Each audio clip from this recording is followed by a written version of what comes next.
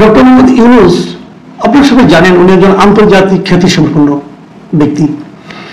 সারা দুনিয়ার মানুষ ওনাকে চিনে, সারা দুনিয়ার মানুষ ওনাকে ভালো মানুষ হিসেবে চিনে, শান্তিপূর্ণ মানুষ হিসেবে চিনে, যোগ্য মানুষ হিসাবে চিনে। কিন্তু আমাদের এই জাতি ওনাকে কিভাবে চিনতেছে প্রতিদিন। মানে আজকেও ওনার একটা ইন্টারভিউ দেখলাম লন্ডনের দ্য গার্ডিয়ান মিডিয়াতে। দ্য গার্ডিয়ানে উনি অনেক কথা বলেছেন, কারণ আমরা কিন্তু এর আগেও দেখেছি। প্রায় মানে এর আগের সপ্তাহে আমরা দেখলাম আরো একটা ইন্টারন্যাশনাল মিডিয়াতে ডক্টর ইউনূস ইন্টারভিউ দিয়েছেন। এবং আপনারা জানেন যে আমাদের দেশীয় মিডিয়াগুলোর চেয়ে বাইরের মিডিয়ার সঙ্গে কথা বলতে উনি বেশি স্বাচ্ছন্দ্য বোধ করেন, পছন্দ করেন। এর একটা কারণও আছে কিন্তু। কারণটা হলো এই, উনি জাতীয়ভাবে ওনার কি ইমেজ, সেই ইমেজ সম্পর্কে আমার আপনার মোটামুটি একটা ধারণা আছে। আমরা তো দেখছি, আমরা প্রতিদিন পথ চলতে যেয়ে, বাজার করতে যেয়ে, রাস্তায় নিরাপত্তা ঝুঁকিতে পড়তে পড়তে প্রতিদিন আমরা কিন্তু ডক্টর ইউনূসের সক্ষমতা, যোগ্যতাকে কিন্তু বিচার করার সুযোগ পাচ্ছি। কিন্তু আন্তর্জাতিক মিডিয়ার খবর কি? উনি আন্তর্জাতিক মিডিয়াতে বেশি বেশি থাকতে চান এই কারণে যে উনি তাদেরকে সন্তুষ্ট রাখতে চান, উনি বোঝাতে চান উনি কতটা ভালো করছেন কি করছেন না। আর আন্তর্জাতিক মিডিয়ার দেখার ক্ষমতাটা কি, তাদের কিন্তু লোক আছে দেশে, তারা নানাভাবে দেশে খোঁজখবর নেয়। কিন্তু তারা তো আমাদের মতো প্রতিদিন কারণ বাজারে যায় না অথবা কাঁচা বাজারে যায় না, তাই না? তারা কিছু কিছু খোঁজখবর নেয় এবং নিজেরা এসে ইন্টারভিউ করে এবং বিভিন্ন প্রশ্ন করে, যে খোঁজখবরগুলি পায় তাদের প্রতিনিধির মাধ্যমে, সেগুলি প্রশ্ন আকারে সাজিয়ে তারপর তারা ইউনূস সাহেবের ইন্টারভিউ নেয় এবং সেই ইন্টারভিউ ইউনূস সাহেব ওনার যুক্তি দিয়ে বোঝান এবং বোঝানোর চেষ্টা করেন দেশের অবস্থা কি। এবার যে ইন্টারভিউটা হয়েছে এটার উপর ভিত্তি করে একটা রিপোর্ট গার্ডিয়ানে প্রকাশিত হয়েছে আজ, এবং সেটা লিখেছেন হান্না এলিস পিটারসন।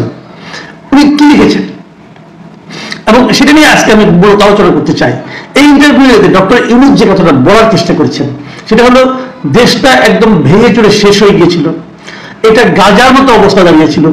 গাজায় যেমন ইসরায়েলি সৈন্যরা সমস্ত ভবন টবন সব ভেঙে গুড়িয়ে দিয়েছিল, এখানে হয়তো ভবনগুলি গুড়িয়ে দেওয়া হয়নি, কিন্তু হাসিনার শাসন আমলে, হাসিনার যে কুশাসন, সেটার কারণে আমাদের এখানে প্রত্যেকটা প্রতিষ্ঠান ভেঙে গিয়েছে।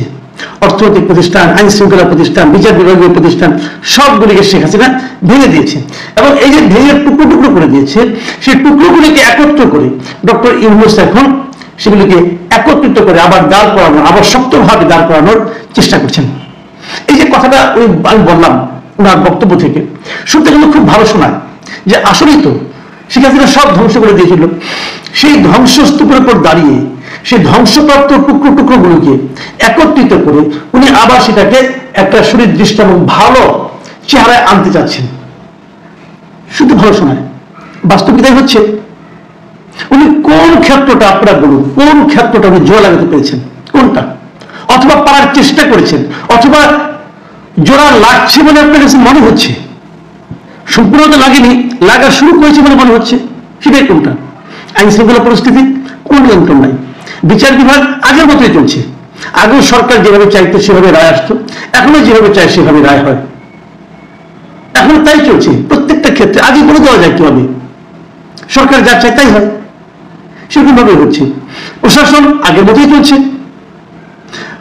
আইন শৃঙ্খলা পরিস্থিতি আগের মতোই চলছে।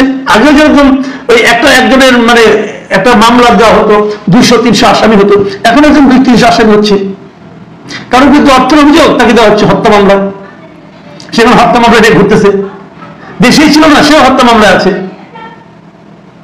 জানেও না সে তার নামে যেটা হত্যা মামলা আছে। এরকম অনেক ঘটনা কিন্তু এখন চলছে। তো উনি কি করতে পারছেন সেগুলি নিয়ে আলোচনা অনেক কিছু হয়েছে, আমি অতগুলি পড়বো না। আমি খালি কয়েকটা জায়গায় আমি আপনাদেরকে একটু আলোচনা করতে চাই। যেমন উনি করেছেনটা কি দেখুন, অনেকগুলি পুলিশ কর্মকর্তাকে বিদায় করে দিয়েছেন, খুব ভালো করেছেন। এরা শেখ হাসিনার বশঙ্গত ছিল, 15 বছর ক্ষমতা ছিল শেখ হাসিনা, তো থাকবে, এটাই খুব স্বাভাবিক। বাদ দিয়ে দিয়েছেন, পুলিশের মধ্যে একটা আতঙ্ক তৈরি হয়েছে এবং সেই আতঙ্ক কিন্তু তারা এখনো কাটিয়ে উঠতে পারে নাই। এবং উনি যে কাজটা নিয়ে সবচেয়ে বেশি আলোচনা হচ্ছে সেটা হলো যে জিনিসটা উনি নিজেও বলেছেন, এই যে রিপোর্টার যে সাংবাদিক লিখেছেন, উনি আইন শৃঙ্খলা নিয়ে প্রশ্ন করেছেন, ডক্টর ইউনূস দাবি করেছেন আইন শৃঙ্খলা পরিস্থিতি ভালো হচ্ছে। তারপরে উনি আবার লিখেছেন একটা জায়গায় রিপোর্টার, সেটা কি লিখেছেন শুনুন। উনি লিখেছেন, ঢাকার রাস্তায় হাঁটলে মনে হয় দেশটি এখনো এক অস্থির অবস্থায় রয়েছে। এটা কিন্তু ওই রিপোর্টারের মন্তব্য। তাহলে ঢাকার রাস্তায় হাঁটলে দেশটাকে অস্থির মনে হয় কেন? এই এই অস্থিরতা থেকে সেটাকে সুস্থির পরিস্থিতিতে আনার দায়িত্বটা কার ছিল? ডক্টর ইউনূস সেই দায়িত্বটা পালন করতে পারে নাই। এটা আমি আপনি যেভাবে বুঝি, ওই রিপোর্টার কিন্তু সেভাবেই বুঝেছেন।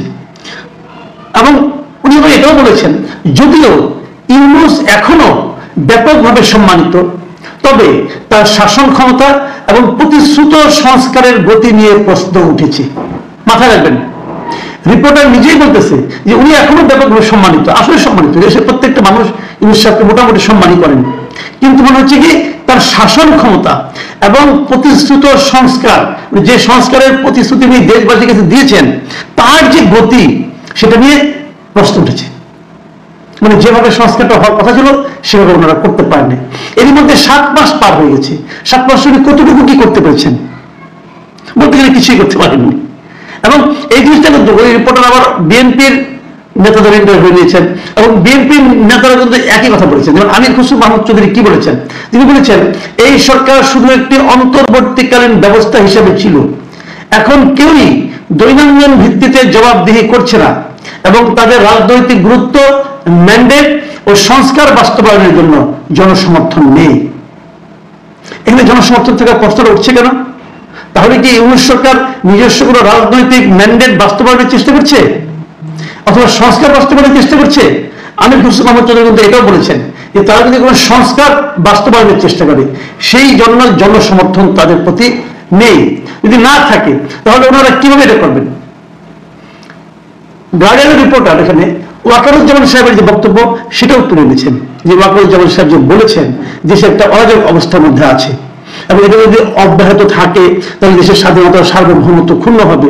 এই প্রশ্নটা কিন্তু উনি ডক্টর ইউনূসকে করেছেন, যদিও ডক্টর ইউনূস এটাকে সম্পূর্ণভাবে অস্বীকার করেছেন। এবং প্রশ্ন উঠেছে, রিপোর্টার বলছেন এই কথাটা, যে প্রশ্ন উঠেছে যে অনেকে নাকি তার কাছে বলেছে যে সেনাপ্রধানের ওই বক্তব্য থেকে এমনটা মনে হতে পারে যে একটা সামরিক হস্তক্ষেপের ইঙ্গিত এটা হতেও পারে। তাহলে ফলাফলটা কি দাঁড়ালো? এই ইন্টারভিউর একটা বড় অংশ ধরে ডক্টর ইউনূস কেবল শেখ হাসিনার শাসন কত খারাপ ছিল, শেখ হাসিনা কত খারাপ ছিলেন, তার পরিবারের লোক কত খারাপ ছিল, সেগুলি বর্ণনা করার চেষ্টা করেছেন। যেমন এক জায়গায় উনি বলেছেন যে উনি এই যে আজকে যে সমস্যাগুলো, এই সমস্যাগুলো উনি বলতেছেন যেটা শেখ হাসিনার শাসনের ধারাবাহিকতা। শুনুন এই রিপোর্টে কি আছে, আমি জায়গাটা আপনাদেরকে পড়ে শুনাই। উনি কি বলেছেন, মানে ইংলিশে Yunus is determined to frame the country's old as consequences of Hasina's rule। মানে এইগুলো দেশের সমস্যাগুলিকে শেখ হাসিনার শাসনের ফলাফল হিসেবে দেখাতে দৃঢ় প্রতিজ্ঞ। এবং তিনি কি বলেছেন, শেখ হাসিনার শাসন কোন সরকার ছিল না, এটি ছিল একটি ডাকাতের পরিবার। উপর মহলের আদেশ পেলে এই কাজ হতো, কেউ সমস্যা সৃষ্টি করছে তাকে আমরা গায়েব করে দেবো। নির্বাচন করতে চান, আমরা নিশ্চিত করবো যে আমরা এই সব আসনে জিতবো। টাকা চান, ব্যাংক থেকে $10 লাখ নিন, যা আর ফেরত দিতে হবে না। এই যে কথাগুলো, এগুলো টোটালি শেখ হাসিনার পরিবার, শেখ হাসিনার অযোগ্যতা, এগুলোকে ডিফাইন করার চেষ্টা করছেন। তো এগুলোর তো প্রয়োজন নেই। মানুষ কখন অন্যের দোষগুলো ধরার চেষ্টা করে? যখন নাকি সে নিজে ভালো কিছু করতে না পারে।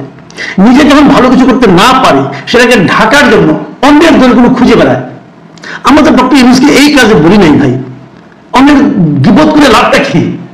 আপনি আপনার কাজগুলি করেন, আপনি দেখান। আমি পুরো ইন্টারভিউতে আমি ডক্টর ইউনূসের এই পর্যন্ত একটা জায়গায় দেখতে পেলাম না, একটা বাক্য পেলাম না যে বাক্যটা পড়লে মনে হবে আপনার যে উনি এই সাফল্যজনক কাজটা করেছেন।